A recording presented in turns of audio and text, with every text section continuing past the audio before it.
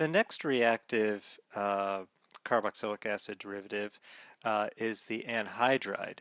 And anhydrides actually have very similar reactivity to that of acid chlorides.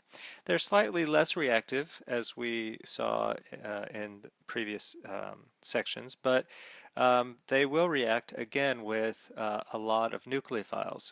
The only nucleophile they won't react with is chloride or halide ions as nucleophiles too, and so you cannot generate an acid chloride from an acid anhydride. The only way you can make acid chlorides is from carboxylic acids reacting with thionyl chloride.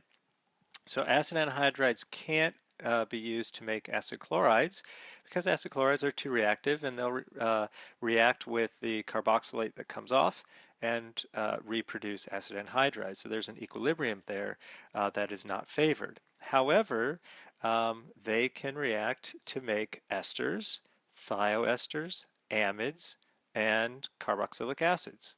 And so the mechanism of this again is very similar, where you're reacting the acid, the anhydride, with a nucleophile.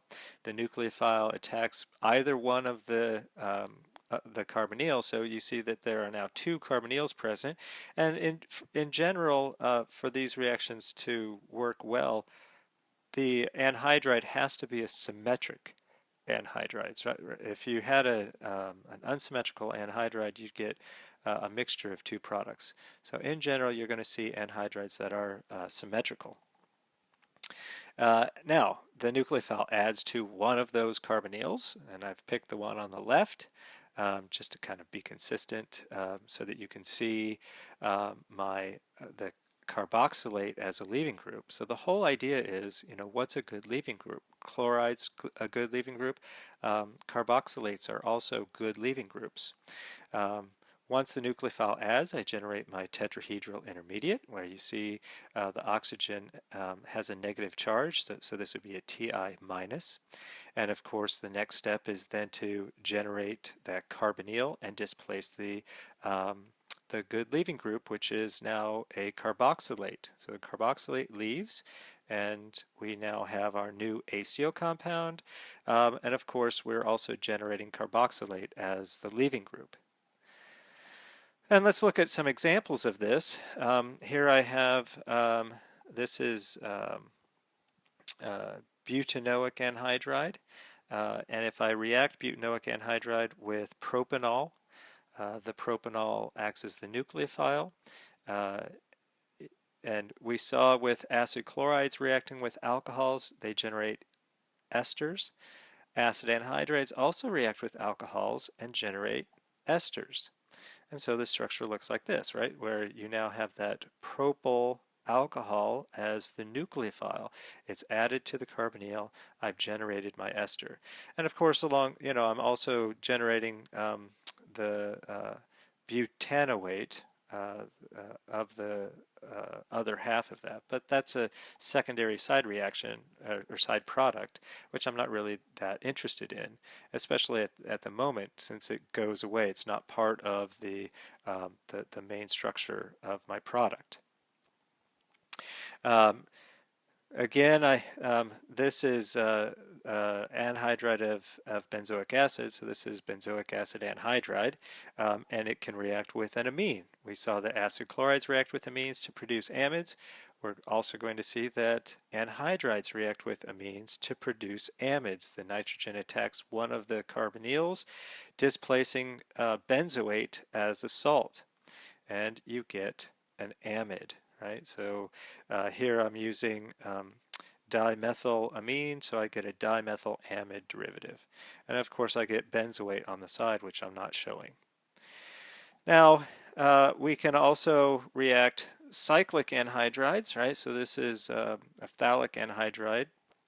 And if I react it with water in the presence of base, now in terms of hydrolysis, we're going to see the the conditions kind of play a role. In acidic conditions, you're going to generate the carboxylic acid. In basic conditions, you're generating the carboxylate salt. So if I'm using basic conditions to hydrolyze something, I'm going to generate the carboxylate salt. And in this case, I, it doesn't really matter which carbonyl I attack. The other one comes off as a carboxylate, and I generate this carboxylate species. So hydroxide attacks and then the carboxylate comes off, and I have a carboxylic acid, but in basic conditions it gets deprotonated. So I end up with a dicarboxylate here.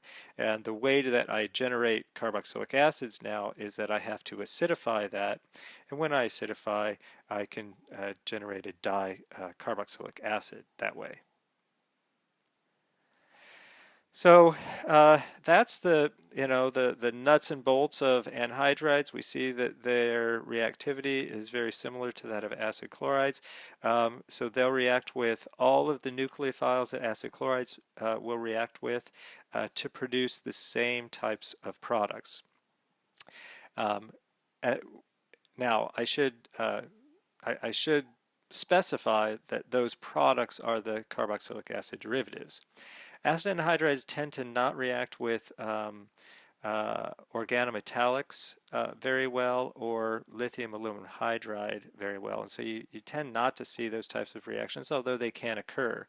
But just to refresh your memory that anhydrides can also be used in Friedel-Crafts reactions. We did see when we talked about Friedel-Crafts reactions, we did see that you can use an acid anhydride. So if I take benzene and instead of using an acid chloride, I use an acid anhydride in the presence of aluminum chloride, we still form that acylium ion where instead of chloride coming off, we have a carboxylate coming off. And so this is a good way of generating aromatic ketones, right?